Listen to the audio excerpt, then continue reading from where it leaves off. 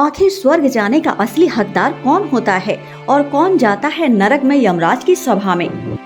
हम लोगों को हमेशा लगता है कि पुण्य कर्म करने वाले को स्वर्ग की प्राप्ति होती है तथा पाप कर्म करने वाले लोगों को नरक जाना पड़ता है, लेकिन हम गलत हैं।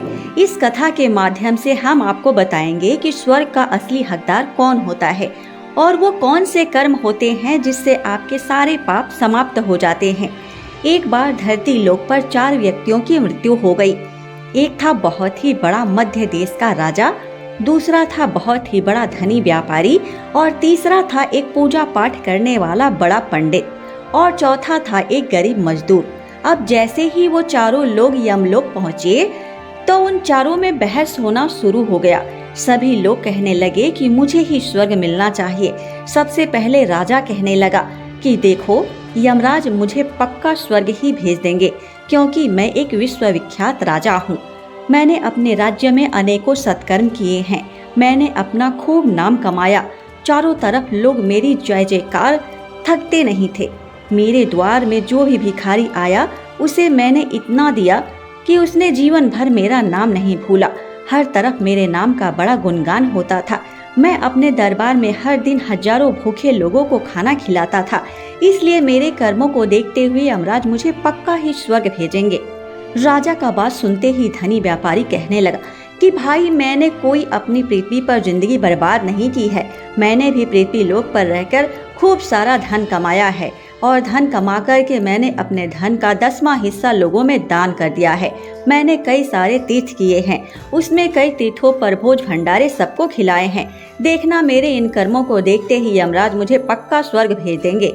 इतने में ही पंडित कहता है, अरे भाई, दान करने से कुछ नहीं होता है। स्वर्ग जाने के लिए भगवान की भक्ति करना पड़ता है, पूजा पाठ करना पड़ता है। मुझे देखो, मैंने अपने पूरे जीवन में हर दिन भगवान की भक्ति की है, लाखों लोगों के पूजा पाठ को संपन्न करवाया है, कई सारे श्राद्ध कर्म करवाए हैं, कई सारे घरों में यज्ञ हवन करवाए हैं और इस तरह से मेरा पूरा जीवन भगवान की भक्ति करते हुए बीता है।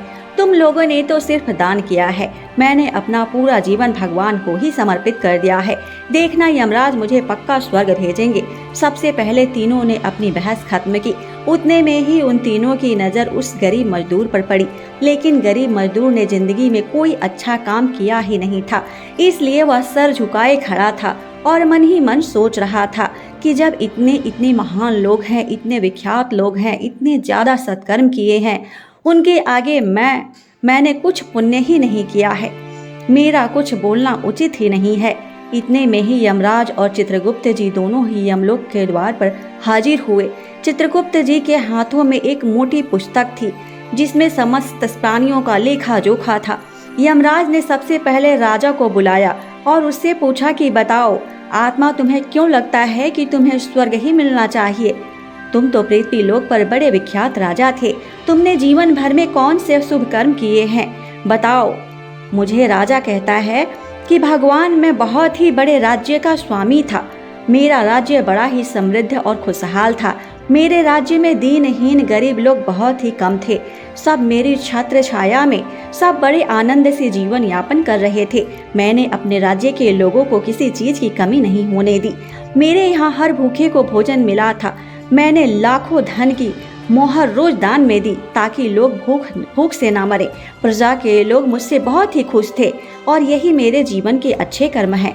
यमराज ने चित्रगुप्त जी की तरफ इशारा किया तो चित्रगुप्त जी ने अपनी पुस्तक उठाई और बोला, हे प्रभु, यह आत्मा सब कुछ सही बता रहा है, लेकिन इसने बहुत ही बड़ा पाप कर्म किया है। इसने अपने राज्य की सीमा को बढ़ाने के लिए जितने युद्ध लड़े हैं, उन युद्धों में हजार लाखों की संख्या में सैनिकों ने अपनी जान गंवाई है और उन सबकी मृत्यु का कारण तुम बने हो। उनके परिवारों को, उनके बच्चों को अनाथ करने वाले तुम ही हो। उनकी स्त्रियों को विधवा करने वाले भी तुम ही हो। कई सारे माओं के गोद सूनी करने वाले भी तुम ही हो। तुमने अपने सैनिक के हजारों परिवार को हमेशा दुख दिया है। युद्ध लड़कर अपने राज्य को बढ़ाने की वासना में तुम अपने पड़ोसी देश के साथ मित्रता करके उनके साथ व्यापार बढ़ाते तो अपना राज्य और भी समृद्ध और संपन्न बना सकते थे। लेकिन तुमने अपने प्रजा के लालच में दूसरे के भी प्रजा के सैनिकों को तकलीफ दिया और खुद के सैनिकों के भी घर में तकलीफ दिया। और तुमने जितने पुण्य कर्म किए हैं और जितने पाप कर्म किए हैं उन सभी को अगर यदि मिला दिया जाए तो तुम्हारे कर्म शून्य बनते हैं, इसलिए तुम स्वर्ग लोक जाने के अधिकारी हो ही नहीं। राजा यह सुनकर सर लटकाए हुए पीछे हट गया। इतने में ही धनी व्यापारी दौड़ करके आगे आया और बोला कि महाराज, मैंने ना किसी की जान ली है और ना किसी से युद्ध लड़ा है और ना ही मैंने अपने राज्य को बढ़ाया है। महाराज, मैंने पृथ्वी पर रह करके बहुत सारा धन कमाया और उस धन का 10वां हिस्सा लोगों में दान कर दिया। मैंने कई सारे तीर्थों को किया है और उन सारे तीर्थों पर कई सारे भंडारे करवाए हैं। महाराज, मैंने कई सारे भिखारियों को और संतों को भोजन करवाया है। यमराज जी ने धनी व्यापारी की बातें सुनकर के चित्रगुप्त जी की तरफ इशारा किया। चित्रगुप्त जी ने फिर से पुस्तक उठाई और कहा, महाराज, ये प्राणी भी सत्य बता रहा है। इसने धरती पर खूब दान कर्म किया है, पर इसका पाप यह है कि इसने धरती पर जो भी दान धर्म किया है वह उसने उस पैसे से किया है जिसको कमाने के लिए उसने बहुत ही झूठ बोला है। उसने बहुत ही ठगी की है। कई चीज़ों में मिलावट करके नकली चीज़ों को असली चीज़ों के दामों में बेचा है। कितने व्यापारियों को रास्ते से हटाया है और इसके मिलावटी चीज़ों को खा खा करके कई सारे लोग बीमार हो गए हैं और कितनों की मृत्यु हो गई है और उन सबके मृत्यु का भार इसी के सर पर जाता है। और अगर यदि इसके भी पुण्य कर्म और पाप कर्म को मिलाया जाए तो वह भी शून्य हो जाता है। इसलिए इसके कोई भी शुभ कर्म ऐसे नहीं हैं जो यह स्वर्ग जाने के अधिकारी हो। इतना सुनकर वह धनी व्यापारी पीछे हट गया। इतने में ही पंडित दौड़ करके आगे आया और बोला, महाराज, मैंने ना किसी की हत्या की है, ना किसी से युद्ध लड़ा है और ना ही मैंने कोई चीज़ों की व्यापारी की है और ना ही किसी चीज़ को मिलावट करके किसी को खिलाया है। महाराज, मैंने अपना पूरा जीवन भगवान की भक्ति में बिताया है। मैंने हजारों अनुष्ठानों को संपन्न कराया है, हजारों घरों में पूजा पाठ करवाया है। मैंने दिन रात ईश्वर के नाम का जप तप किया है, हजारों कन्याओं का विवाह करवाया है। मैंने हजारों श्राद्ध और पिंडदान करवाए हैं, अनगिनत लोगों को मार्गदर्शन किया है, जो भटके हुए लोग थे उन्हें सही राह पर लाया है। इससे ज्यादा शुभ कर्म और क्या हो सकता है।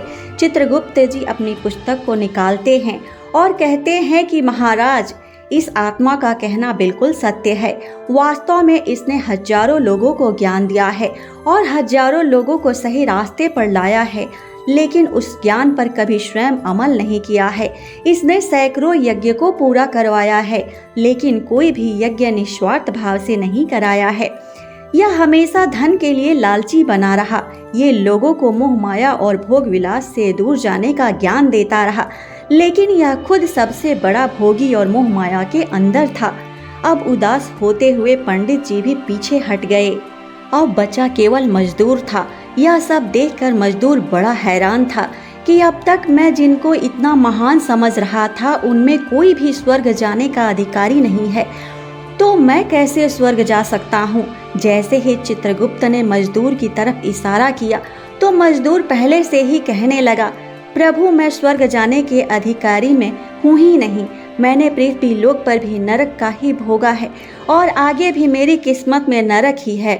मैंने ना अपने पूरे जीवन में कभी दान धर्म कर पाया, ना कोई पूजा हवन कर पाया और ना ही कोई मंदिर जा पाया, क्योंकि मैं दिन भर मजदूरी करता था और जब मजदूरी करके घर वापस आता था तो मेरे बूढ़े माँ बाप पड़े होते थे।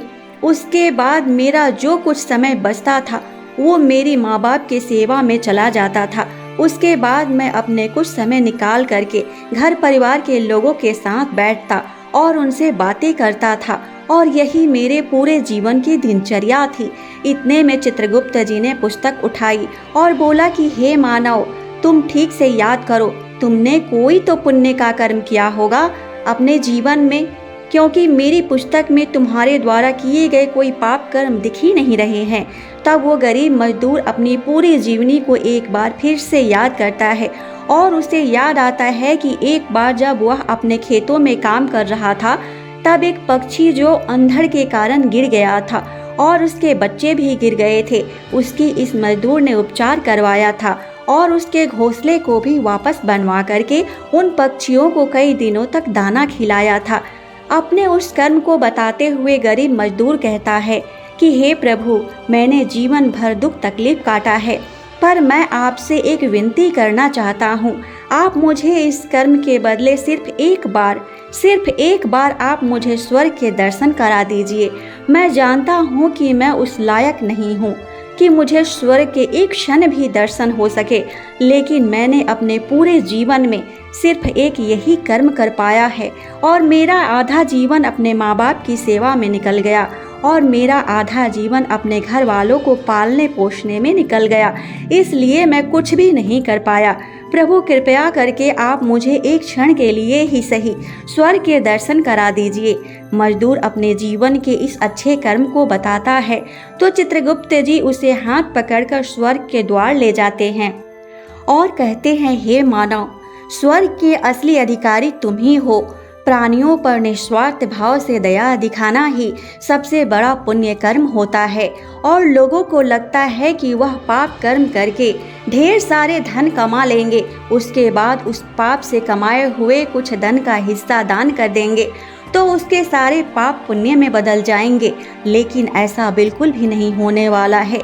चोरी करके, डकैती करके, दूसरों का हक मार करके, दूसरे के धन के हिस्से को अपने में कब्जा करके आप चाहे लोगों का कितना भी भला कर दो या आप ठगी के धन से लोगों को कितना भी दान कर दो, वह पुण्य आपके कर्मों में नहीं गिना जाएगा।